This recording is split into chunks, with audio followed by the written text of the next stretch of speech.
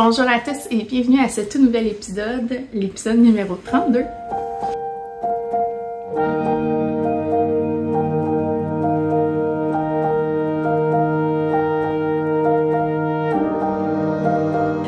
Donc, février tire à sa fin, mars s'en vient. On peut pas dire qu'on n'a pas été gâtés en neige cette année pour le mois de février. Je pense qu'on a battu des records, ça a été un peu le cas là, dans plusieurs régions du Québec. Puis après ça, ben, cette semaine, on a eu des températures super douces. Il y a beaucoup de neige qui a fondu. On a eu la pluie verglaçante. En tout cas, fait qu'on a vraiment eu tous les temps possibles, je pense, dans le mois de février.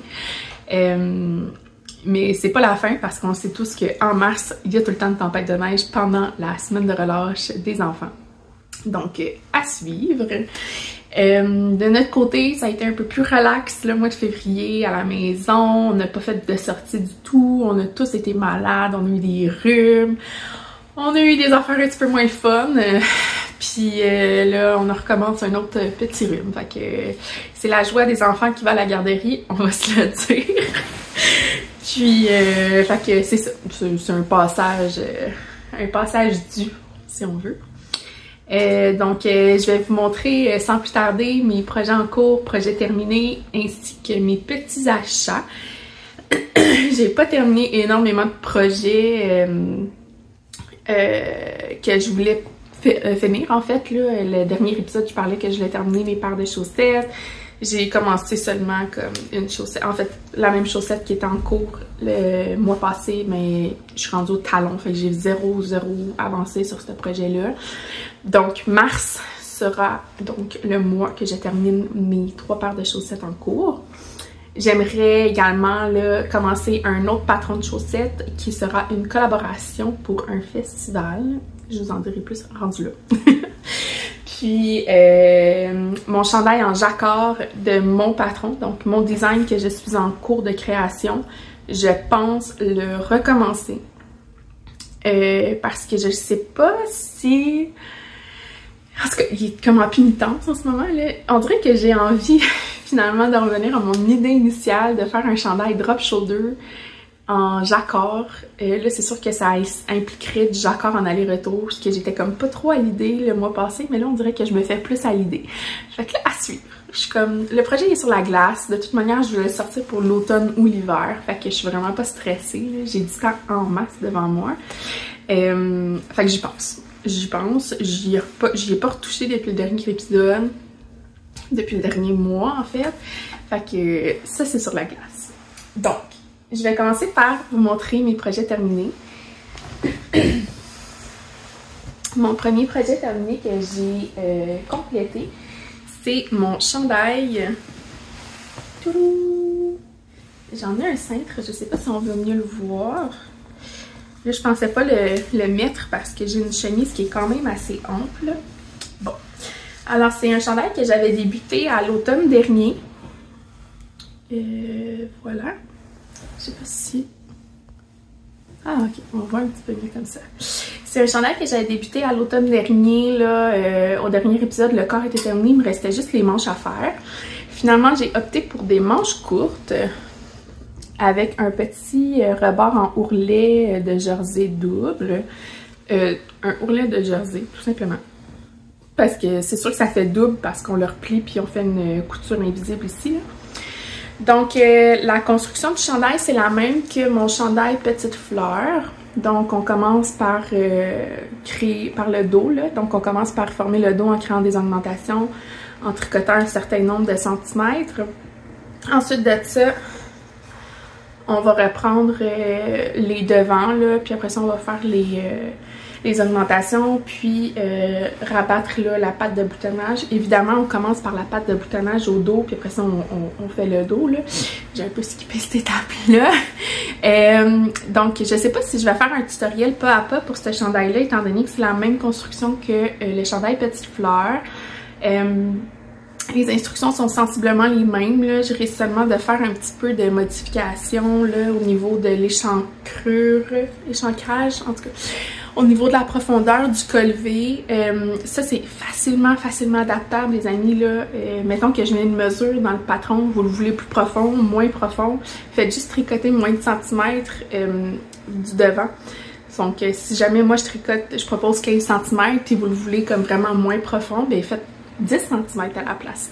Donc c'est vraiment, étant donné qu'il n'y a comme pas de motif comme le petite fleur, c'est un peu moins de cassage de tête là, si on veut faire cette modification-là. Dans les manches, je vais proposer manches courtes, manches longues, avec différentes finitions, des ourlets, des côtes. Je crois que ça a été apprécié durant la phase test de mon chandail café au lait. Pour le bas du chandail, je préfère la même chose là. Toutefois, je suis pas sûre comment que ça réagirait en mettant un ourlet à la fin du chandail, considérant qu'il y a quand même une petite tendance à vouloir rouler là, mais pas rouler là, mais une petite tendance qui veut comme, je sais pas comment dire là, mais fait que on va voir qu'est-ce que ça donne à ce moment-là. Pour ce projet-là, j'ai utilisé la Ulysse de Dererum Natura, poivre blanc comme couleur. Ça m'a pris 4 ou 5 écheveaux, je me souviens plus. J'ai un blanc, en tout cas, j'ai pas calculé rien encore. Le patron il est en cours d'écriture. Je croyais être bonne de lancer l'appel aux tests ce week-end, soit le 1er ou le 2 mars, mais je dois travailler de soir ce soir, on est vendredi. Puis c'est un peu le vendredi soir que j'écris mes patrons. Fait qu'on va voir là, ce que ça donne. Là. Au pire, je vais envoyer le test plus tard dimanche plutôt que samedi matin. J'ai toujours pas de nom pour ce chandail-là. J'ai toujours de la difficulté là, à trouver des noms pour les chandails. J'ai fait un post sur Instagram et Facebook. J'ai eu des idées, il n'y a rien qui m'a accroché encore. Je vais peut-être relire là, les suggestions, peut-être que là, comme 2-3 semaines plus tard, ma tête s'est fait mijoter un petit peu et j'aurai enfin une petite réponse pour ça. Donc ça fait un chandail autant estival que hivernal, que printanier, qu'automnal. Tout va jouer selon le type de fibre qu'on utilise, les finitions qu'on utilise également qui seront proposées dans le patron. Donc c'est pas mal tout pour ce chandail-là. C'est sûr que j'ai envie de me faire une autre version, peut-être un peu plus simple, donc sans les jeter, avec une manche longue, un peu plus resserrée au niveau du poignet. À suivre. Mon prochain projet terminé, c'est le cardigan pardon, Oxford de Marie-Christine Lévesque, que j'ai eu la chance de tricoter en test. Donc, le cardigan Oxford. J'ai merdé dans quelques informations que je vous ai données le mois passé et je vais me rectifier. Donc, je crois que la première chose que j'ai dit, c'est le type de manche. Donc, le type de manche, on voit que la construction est assez similaire à mon chandail que je viens tout juste de montrer. Là. Toutefois, plutôt que de travailler le panneau du dos, on va venir travailler le devant et ensuite relever les mailles pour commencer à créer la manche et former des augmentations. Donc, je me souviens plus si j'ai dit que c'était une manche montée ou non, mais en tout cas, c'est une manche italienne, donc à la construction à l'italienne, parce que je sais pas comment le formuler, là. Mais c'est une manche type italienne. Donc ça donne un look un petit peu comme une manche qu'on fait en rang raccourci là, quand on remonte les manches. Mais c'est pas ça, c'est vraiment à même le haut du corps. Donc on n'a pas de remaille à relever après qu'on a terminé le corps, ça se fait à même le corps. Puis évidemment, on finit par mettre les manches en attente et les tricoter à la fin. La deuxième chose que j'ai merdé. Je pense que c'est la seule chose, c'est les deux seules choses que j'ai dites comme information erronée. J'ai dit que l'intarsia, c'était comme du jacquard. Non! Je sais pas où j'avais la tête. Je sais pas où j'avais la tête quand que j'ai commencé le chandail. Je pense honnêtement que j'avais déjà 1 ou 2 verres de vin dans le nez. Bref. Donc l'intarsia, c'est pas du jacquard. C'est une technique qui peut ressembler à du jacquard, mais de l'extérieur, mais pas de l'intérieur. En fait, je vous montrerai un petit bout. Moi, moi, j'ai vraiment fait du jacquard. Vous voyez, là, mon croisement de fil, il est assez nickel, là, comme sur l'endroit et l'envers. Toutefois, pour de l'intarsia, tu es supposé de croiser ton fil rouge à l'intersection du blanc. Tu tricotes ton blanc, puis tu as une autre pelote ici que tu croises ton blanc avec ton rouge. Moi, j'ai pas fait ça. J'ai pas catché que ça me prenait une balle au début, ma balle contrastante, une autre balle ensuite pour faire le restant du devant et le dos, et une troisième balle pour faire mon autre devant. Fait que là, je pense qu'à ce moment-là, je me suis dit, ouf, ça va peut-être faire moins de gestion de balles, mais finalement, j'ai comme pas catché que j'étais en train de faire du jacquard plutôt que de l'intarsia. Bref, le résultat, il est pareil de l'extérieur, mais c'est ça, de l'intérieur, c'est un petit peu moins le résultat escompté, là, mais on s'entend que c'est pas vraiment grave, là, considérant que mon jacquard, il est assez... la tension est assez belle. Donc, j'ai terminé le cardigan cette semaine ou le week-end passé. En fait, j'avais manqué de laine de ma couleur principale. J'avais provisionné 8 balles de laine parce que je me suis dit au moment de l'achat que j'allais tricoter une taille small dans peu importe le patron que j'allais tricoter, puis généralement taille small, j'ai assez de 8 balles. Toutefois, je trouvais qu'il y avait de l'air un peu ajusté sur Marie-Christine, et étant donné que j'allais encore et que je me suis promis que j'allais arrêter de tricoter des chandails un peu trop ajustés pour être confortable dedans, j'ai tricoté la taille M, puis ça m'a demandé 9 écheveaux. Il me reste peut-être 8 grammes du 9e écheveau parce que la patte de boutonnage double, elle est vraiment demandante en laine.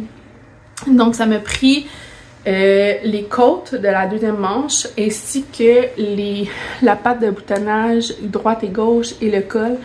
Ça m'a pris 42 grammes à peu près, parce que c'est des balles de 50 grammes. Donc, je vais mettre toutes les informations, la laine utilisée, la quantité de laine utilisée dans ma fiche Ravelry. Le patron est déjà en ligne sur le site et le Ravelry de Marie-Christine. Puis, je crois qu'elle offre un 20% de rabais pour le cardigan Oxford, je crois pour le week-end ou jusqu'à lundi, là.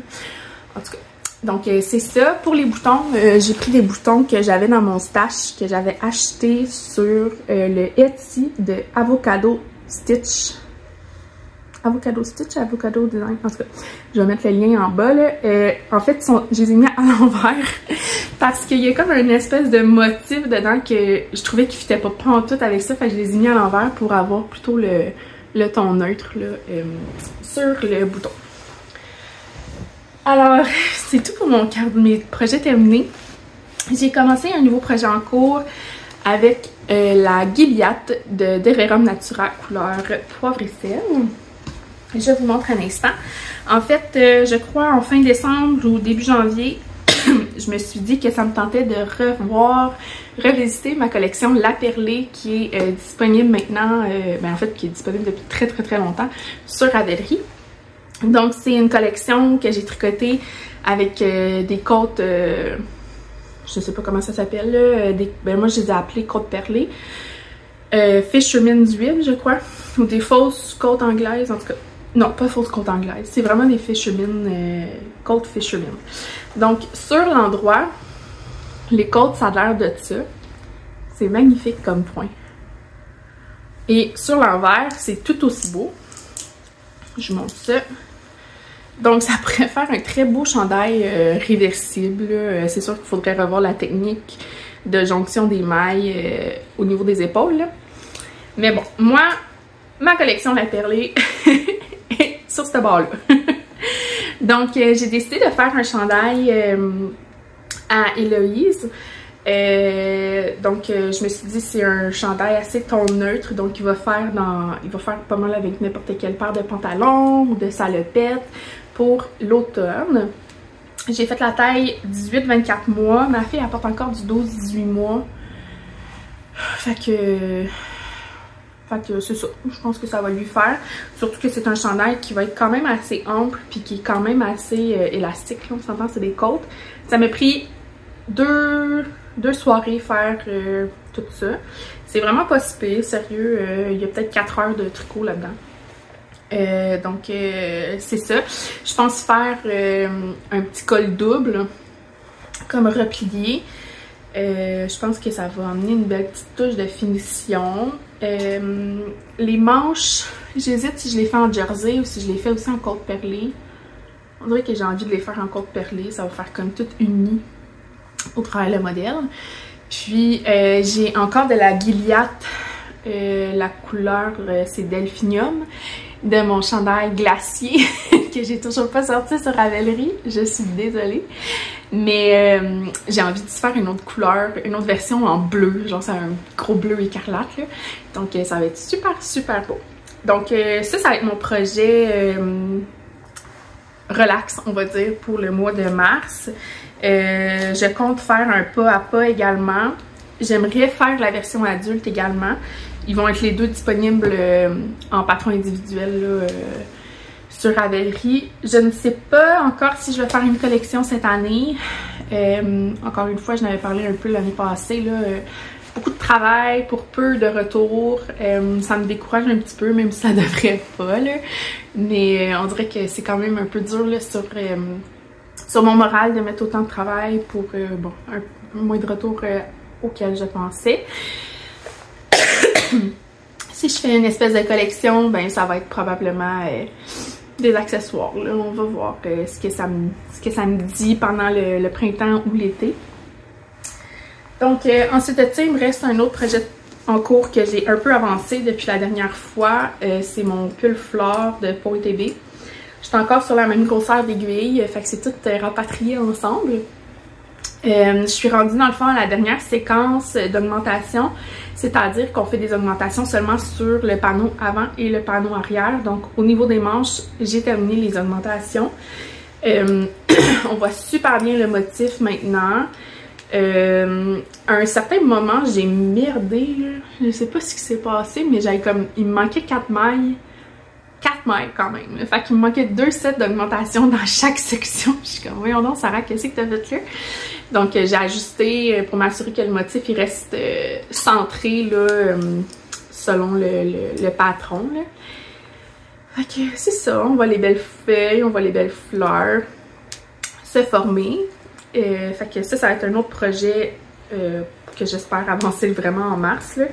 Ce qui est difficile en fait, c'est que j'ai pas imprimé le patron puis les grilles sont comme la largeur de la page. Fait que sur ma tablette, je vais zoomer sur une grille puis là, une fois que j'ai fini la ligne, je tasse pour retrouver la ligne pour le panneau avant. Je m'attends à ce que ce soit plus facile au niveau du corps, sinon ben je vais aller imprimer les grilles chez ma mère, comme ça je vais pouvoir avoir les grilles en tout temps avec moi sans nécessairement avoir besoin de la tablette.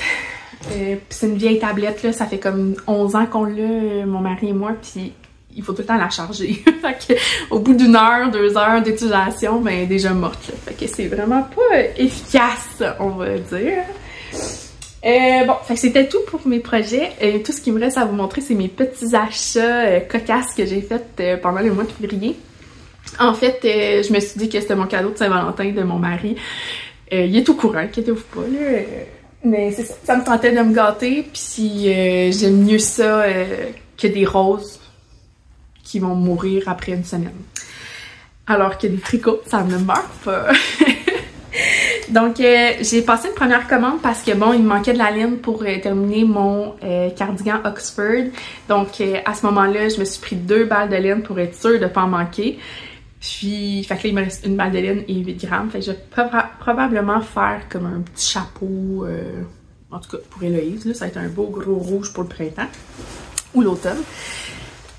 Donc, à la commande, je me suis ajouté 3 balles de la base Robinson de Derirum Natura. Dans le fond, c'est un mélange de 70% laine, 28% coton recyclé et 2 autres d'autres fibres recyclées, donc polyamide probablement. Là. Ça a effectivement un fil un petit peu coton, mais j'ai hâte de voir comment ça va réagir au blocage, considérant qu'il y a juste 30% de coton. Donc il y a vraiment un beau chamoiré là, dans la laine. J'ai acheté 3 écheveaux. C'est un 250 mètres, donc c'est à peu près un Heavy Deka worsted. J'ai envie de me faire un débardeur avec ça. Ensuite de ça, dans la même commande, je me suis acheté de la Gilliatt encore, la couleur fusain. Donc la Gilliatt, c'est la même laine que je suis en train de tricoter le chandail à Héloïse. J'aime beaucoup, beaucoup, beaucoup les fils de Derirum Natura. Comme vous pouvez voir, rapport qualité-prix est exceptionnel. J'adore aussi comment le fil réagit dans le temps. Je les adore, j'adore toutes. J'adore la Ulysse, j'adore la Gilliatt surtout. J'ai hâte de voir si je vais aimer la Robinson aussi. Donc c'est ça. Pour la Gilliatt fusain, j'ai envie de me faire un chandail noir. J'ai acheté de la laine noire, mais fingering, au Festival de la Petite Laine l'année passée chez Maille à part.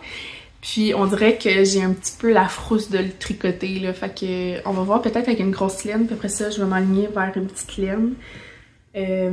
J'ai besoin de couleurs neutres aussi dans ma garde-robe, pas juste des couleurs punch comme ça. Donc comme vous savez, je retravaille entièrement ma garde-robe. Puis là, avec ça, je vous avais parlé que j'avais un groupe Facebook qui a complètement floppé pour vendre mes tricots. Je sais pas si ça vous parle, peut-être que de temps en temps, je vous montre les tricots que j'ai à vendre et que je vous mette le lien du groupe en bas, ou pas du tout. En tout cas, je suis vraiment ouverte à n'importe quelle proposition. Mais il faut que ça sorte de la maison parce que là, ça prend comme 3 bacs à la maison puis ça prend de la place. La dernière commande, la crème de la crème, je me suis gâtée. Hey là là là là là là. Donc, je me suis commandé la classique dans la couleur... Je me souviens plus. Coloritium 532. Je me souviens plus c'est quoi la couleur de la fibre, mais c'est un beau taupe. Donc voilà. Je sais pas ce que je vais faire avec ça encore, mais c'est tout doux et c'est tout beau. Donc c'est ce qui complète l'épisode pour aujourd'hui. Je voulais pas faire un trop gros épisode là. Je vais essayer de me concentrer sur ce que j'ai vraiment touché pendant le mois à vous présenter. Mes projets en cours terminés, à venir probablement. Mes achats, on va espérer qu'il n'y en ait pas trop souvent. Là. Fait que c'est ça. Donc je vous souhaite un beau mois de mars. J'espère que vous allez vous amuser avec vos cocos à la maison pour la semaine de relâche. Et autre activité. Donc, je vous revois sur les réseaux sociaux. Vous pouvez me suivre au Sarah Beau Design sur Facebook, sur Instagram et Ravelry. Bonne journée!